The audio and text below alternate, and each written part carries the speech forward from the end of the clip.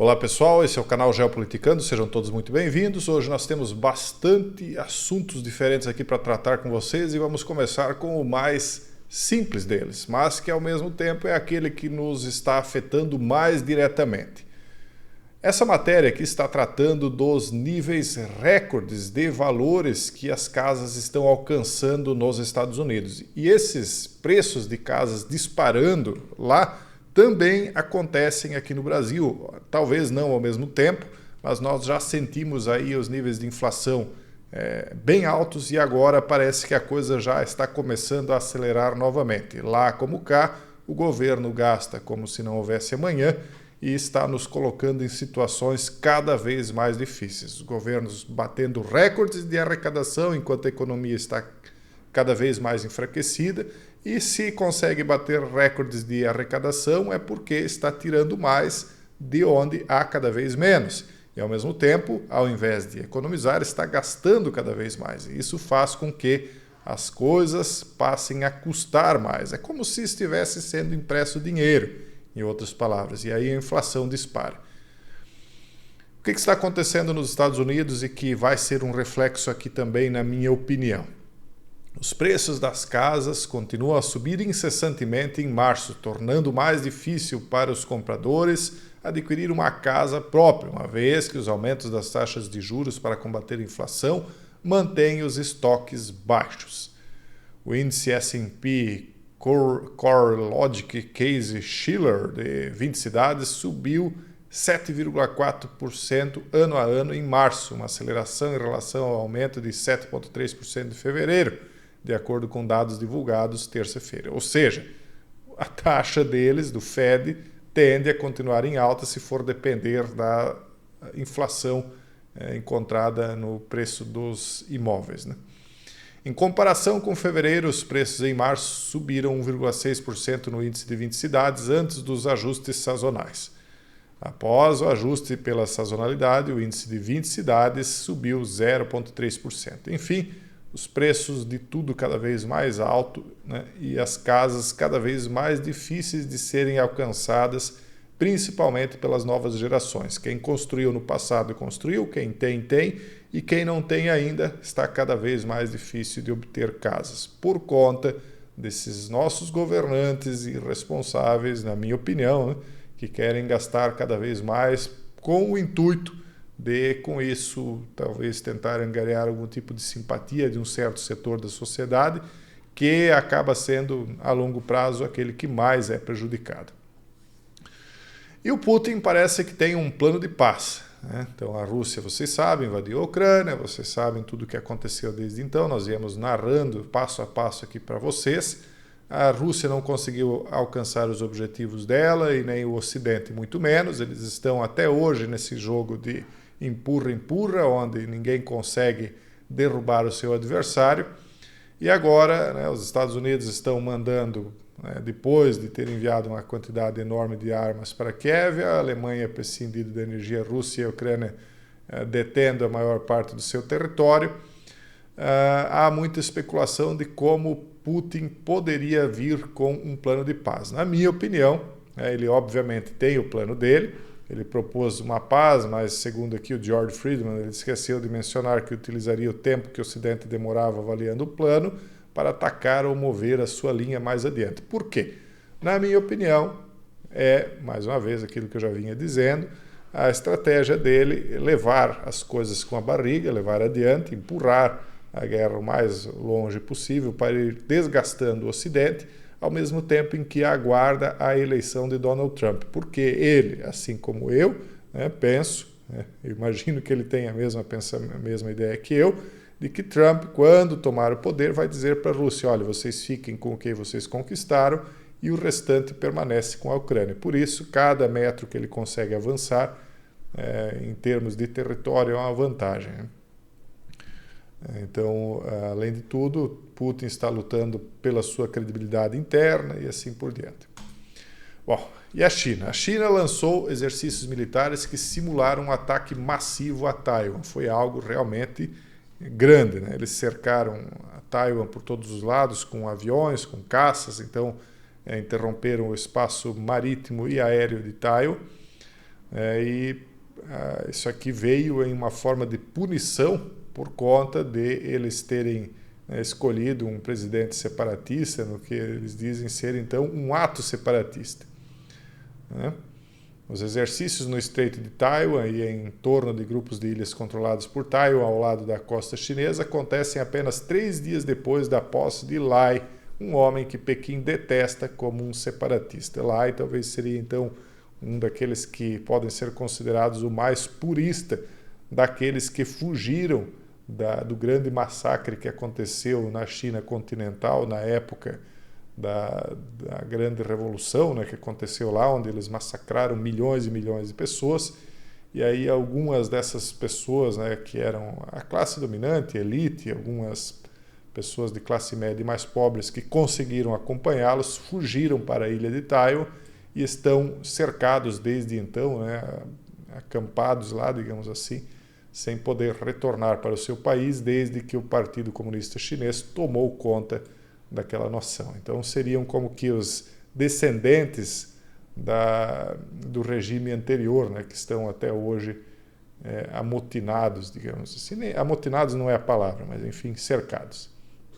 Então esse cerco aí foi algo que fugiu dos padrões até então. Foi também uma demonstração de força e pressão diante do Ocidente, que diz, né, os Estados Unidos especialmente, que vão defender Taiwan custe o que custar. Agora um assunto totalmente diferente. Esse aqui é um site de uma visão mais liberal, esquerdista, e diz que a guerra de Gaza está destruindo o Ocidente. Então eles têm a visão mais pró-Palestina, né? Eles dizem que o uso da punição social para atingir objetivos políticos tem muitas vezes se transformado em força coercitiva em ambos os lados do acalorado debate.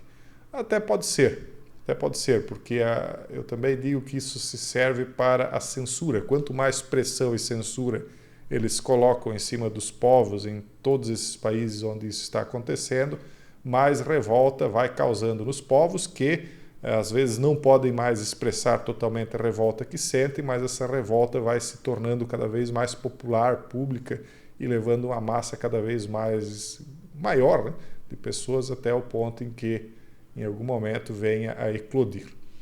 Mas isso não é o tema do que nós estamos tratando, né? O que eles falam aqui na matéria é que os recentes protestos e contra-protestos contra a guerra em Gaza, que agitam universidades em todo o mundo, teriam atraído tanto apoiantes como críticos. Os manifestantes ocuparam edifícios nos campings de Los Angeles, Paris e Melbourne, e a polícia interveio para desmantelar acampamentos, por vezes com altercações violentas. Então eles falam que essa onda de ativismo, de protestos nas universidades é fruto de um crescente enfraquecimento, né, do Ocidente, que estaria sendo destruído internamente por conta dessa guerra. Mas, na verdade, só é a manifestação mais pura, digamos assim, daquilo que todo mundo já reconhecia como uma tendência dentro da esquerda. Por outro lado, a direita, né, do Ocidente, através desse representante que todos conhecem, o Laranjão, o Trump, né, diz que apoia Israel e promete derrotar os protestos pró-palestinos em campos e deportar os manifestantes. Ele disse numa reunião de doadores que está pronto para derrotar os protestos, deportando os manifestantes se for devolvido à Casa Branca, ou seja, se ele voltar à presidência. Então, o presumível candidato republicano para 2024, que nós achamos que vai ser eleito, né, classificou as manifestações contra a guerra de Israel em Gaza como parte de uma revolução radical que precisa ser abordada. Ele também prometeu atrasar o movimento em 25 ou 30 anos se os doadores o ajudarem a derrotar o presidente Joe Biden nas eleições presidenciais de novembro, expressando sua raiva pelos protestos e seus organizadores que agitam os campings dos Estados Unidos há meses. Então vamos ver, ele já fincou a sua bandeira, se posicionou aí a favor de Netanyahu e vamos ver até onde vai essa situação. Parece que enquanto Biden estiver no poder, ele vai fazer esse jogo duplo, como nós viemos escrevendo há um bom tempo. E esse outro site aqui, que também tem um viés liberal e globalista, pergunta: a geração Z mudará a política externa da América em relação a Israel? Por quê? Porque essa geração Z é justamente a massa de manobra, né, liberal e globalista que está nos campi universitários protestando, né, contra o que está acontecendo entre Israel e a Palestina. Mas, né, eles são jovens, são adolescentes, e não necessariamente eles vão manter essa opinião quando eles adquirirem mais maturidade, né? Mas, por enquanto, é possível que se pergunte, de fato, será que a geração Z mudará a política externa da América em relação a Israel? A matéria diz: não apenas os protestos, mas inúmeras pesquisas mostram uma mudança dramática no apoio incondicional. E é uma situação até razoavelmente credível, porque uma boa parte do apoio que os Estados Unidos dá a Israel vem da grande massa de religiosos evangélicos que entendem que Israel é uma espécie de extensão do cristianismo, ou o cristianismo seria uma extensão de Israel, dos judeus, e que creem que os judeus ainda permanecem como um povo relativamente escolhido e que vai acabar se convertendo no final dos tempos. Então eles acabam dando esse apoio a Israel por conta disso. Mas como as novas gerações cada vez menos têm fé, seja no cristianismo ou em qualquer fé que seja, né? Então esse viés religioso que acaba dando um apoio político a Israel tende a se enfraquecer, sim, nos Estados Unidos, né? Então, por quê? Porque a religião está se enfraquecendo nos Estados Unidos, a fé cristã está se enfraquecendo. Então, a matéria já diz outra coisa. O fato dos americanos da geração Z terem opiniões únicas em matéria de política externa não é novidade, mas os recentes protestos liderados por estudantes sobre a guerra Israel-Hamas realçaram as diferenças geracionais nos Estados Unidos e podem pressagiar um futuro distanciamento político dos Estados Unidos de sua longa data, que então era cliente em Tel Aviv, eles dizem. Aí eles citam aqui os percentuais, eles dizem, além de demonstrar mais apoio a cessar-fogo do que seus grupos mais velhos, a maioria dos jovens de 18 a 24 anos, em uma pesquisa em Harvard, ou no caso 67%, disse acreditar que os judeus como uma classe são os opressores. E que o 7 de outubro foi justificado pelas queixas dos palestinos, 60%.